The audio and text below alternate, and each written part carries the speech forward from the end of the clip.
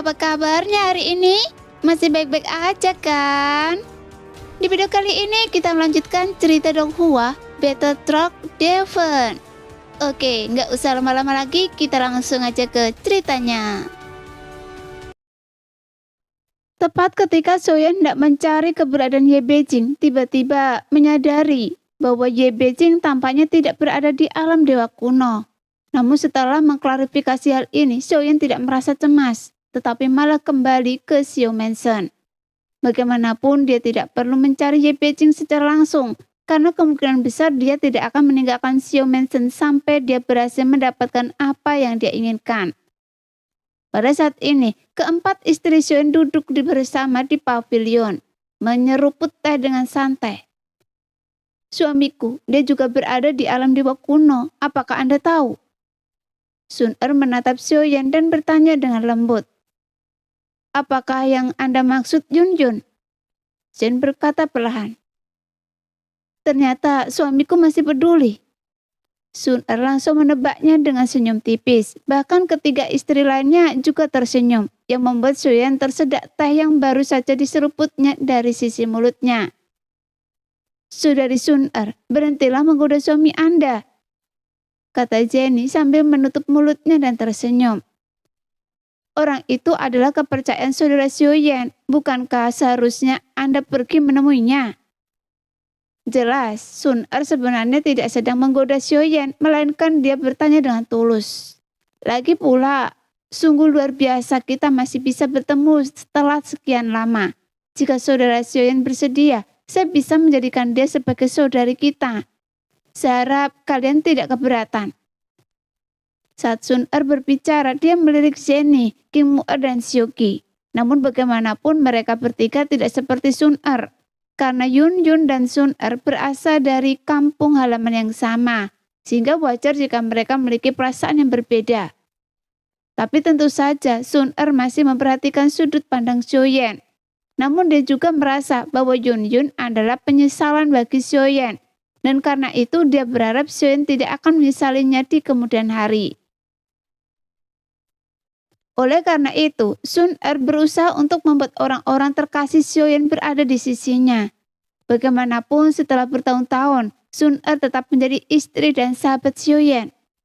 Jadi selalu bisa melihat segala sesuatu dari sudut pandangnya sendiri. Semua itu sudah berlalu dan bagaimana mungkin hidup bisa sempurna? Tapi ketidaksempurnaanlah yang membuat hidup berharga. Meskipun Soyeon akan selalu mengingat hari-hari di gua itu, namun setelah melihat ke belakang, Soyeon masih merasa seperti cahaya bulan putih milik Sun-er dan memiliki kecantikan itu saja. Soyeon sudah merasa cukup. Mendengar apa yang dikatakan Soyeon, Sun-er memalingkan wajahnya dan mengedipkan mata indahnya beberapa kali, menatap Soyeon dengan sedikit tak percaya. Saudara Soyeon, apa Anda benar-benar berpikir begitu? Sun-er berkata, sebenarnya saudari Yun-Yun sangat baik. Tepat ketika kata-kata itu keluar dari mulut Sun-er, Soyeon mengulurkan tangan dan mencubit pipi Sun-er. Kemudian dia berkata dengan sedih, gadis kecil, sepertinya Anda sering bersama dengan Yun-Yun akhir-akhir ini. Bagaimanapun meskipun kedua wanita ini belum pernah bertemu secara langsung saat di benua Doki, namun sekarang seiring berjalannya waktu keakraban bertemu kembali setelah bertahun-tahun yang tak terhitung jumlahnya benar-benar berbeda. Jadi Sun-er terkekeh yang membuat Soyeon tidak bisa berkata apa-apa lagi. Karena baginya kisahnya dengan Yun-Yun seharusnya sudah berakhir. Dan sekarang dia tidak peduli lagi dan setelah menghabiskan lebih banyak waktu di Xiao Mansion, Soyeon kembali melanjutkan kultivasinya. Sekarang dia berniat menjelajah istana surgawi sebelum berangkat ke dunia gunung dan lautan.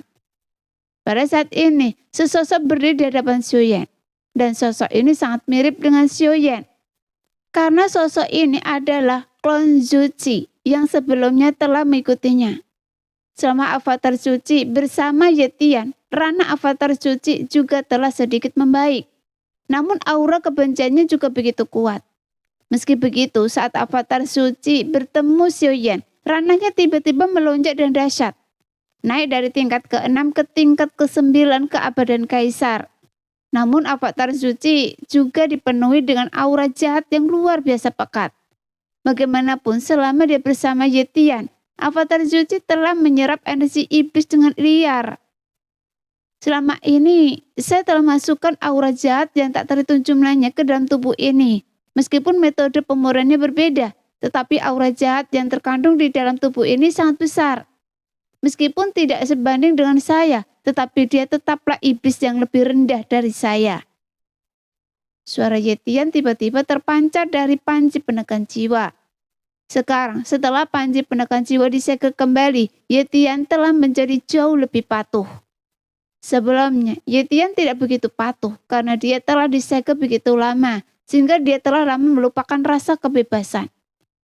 Namun setelah mengikuti Xiaoyan begitu lama, dan dia tiba di dunia sensi dan sepenuhnya terbebas. Setelah terbebas, perasaan itu tetap tak terlupakan. Maka Yetian pun mengikuti jejak Xiaoyan dan terus-menerus menyanjungnya. Sayangnya, avatar ini gagal mencapai keabadian dewa, kata Xiaoyan sambil tersenyum pahit. Anda harus tahu, keabadian dewa pada iblis harus memiliki kekayaan energi jahat, dan hanya setelah dilepaskan kekuatannya sejatinya dapat terungkap. Yetian tiba-tiba berkata dengan marah. Apakah Anda belum benar-benar merasakan tubuh avatar ini yang memiliki energi jahat? Dengan bantuan energi jahat iblis ini, dia akan dapat mencapai keabadian dewa ketika dia berubah menjadi raja iblis. Mendengar itu, Xiaoyan menggerakkan pikirannya. Kemudian Xiaoyan menempatkan avatar suci ke dalam 9 peti mati pagoda kekosongan roh Xinchen. Dan di dalam 9 peti mati tersebut ada avatar Yuan Shen, avatar Xinchen, avatar pemakan jiwa, dan avatar suci. Sekarang saya memiliki 4 avatar dan yang terkuat adalah avatar Yuan Shen. Avatar jangkrik emas dan avatar pemakan jiwa hanyalah pelengkap. Sekarang avatar suci ini mengilhami Yetian dengan energi jahat. Jadi efektivitas tempurnya belum diketahui. Oleh karena itu, jika saya menggunakannya di alam dewa kuno, jelas tidak ideal. Memikirkan hal ini, Xiaoyan segera memasuki pagoda kekosongan roh Xinchen. Kemudian dalam ruang mimpi halus, avatar suci muncul di hadapannya. Pada saat ini avatar suci memancarkan aura jahat yang kuat. Bahkan aura jahat ini yang begitu nyata hingga mengancam untuk menjelma. Matanya tajam dan ganas, seperti binatang buas yang memelototi mangsanya. Kemudian, penampilan avatar suci berubah.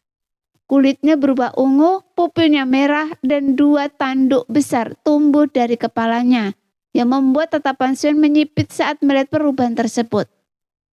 Sialan, avatar saya sekarang menjadi semakin aneh. Dan dia telah berubah menjadi raja iblis dengan kaki dan cakar yang ramping. Namun, meskipun agak aneh, mari kita lihat apa yang bisa dia lakukan. Setelah Xiaoyan menarik napas dalam-dalam saat melihat penampilan avatar suci, dalam sekejap mereka tiba di gerbang pertempuran lantai 5. Setelah transformasi Yetian, kekuatan avatar suci juga meningkat pesat. Tetapi itu juga telah mengubah jalur kultivasinya sepenuhnya. Segera Xiaoyan langsung menyerang avatar suci, menjatuhkan 7 langkah mengejutkan para dewa untuk menekannya. Jelas Xiaoyan ingin melihat kekuatan apa yang bisa dikerahkan avatar suci untuk melawan. Setelah avatar suci berubah menjadi raja iblis dan dia tiba-tiba meraung dan tertawa dengan keras. Namun tawanya seolah-olah telah berubah total menjadi tawa monster raja iblis yang tak bisa berkata-kata dan tak rasional. Tepat saat 7 langkah mengejutkan para dewa, Xiaoyan melesat turun. Retakan sepanjang 200 kaki tiba-tiba muncul di samping avatar suci. Sialan, dari mana 2 tentakel ungu tembus pandang muncul? Xiaoyan langsung tercengang saat tentakel-tentakel yang berbenturan menyelimuti 7 langkah Xiaoyan. Dan dengan suara ledakan yang menggelegar, bayangan kaki raksasa Xiaoyan pun roboh, yang membuat ekspresi Xiaoyan dipenuhi dengan keterkejutan yang luar biasa. Karena sebelum Avatar suci berubah menjadi Raja Iblis, dia tampak tidak terlalu kuat. Namun setelah berubah menjadi Raja Iblis, baru saat itulah dia mampu berkomunikasi dengan kekuatan dunia lain dan memanggil kekuatan dunia lain untuk melawan Xiaoyan. Sehingga keterkejutan Xiaoyan tak terlukiskan. Bagaimanapun, jika itu hanya kekuatan tempur, itu bukanlah sesuatu yang dibutuhkan Xiaoyan saat ini. Karena dia tidak akan banyak berkembang. Namun, kemampuan untuk berkomunikasi dengan kekuatan dunia lain sungguh di luar dugaan Xiaoyan. Kemudian, Xiaoyan terus menyerang Avatar suci dengan penuh semangat, yang membuat ada lebih banyak retakan muncul di sekitarnya. Dan lebih dari selusin tentakel ungu transparan melambai ganas. Dengan kekuatan yang luar biasa, mungkinkah kekuatan Avatar suci saat ini tidak memadai? Sehingga dia hanya bisa memanggil tentakel-tentakel halus ini. Demikianlah cerita hari ini. Kita lanjut lain hari ya guys ya. Bye-bye.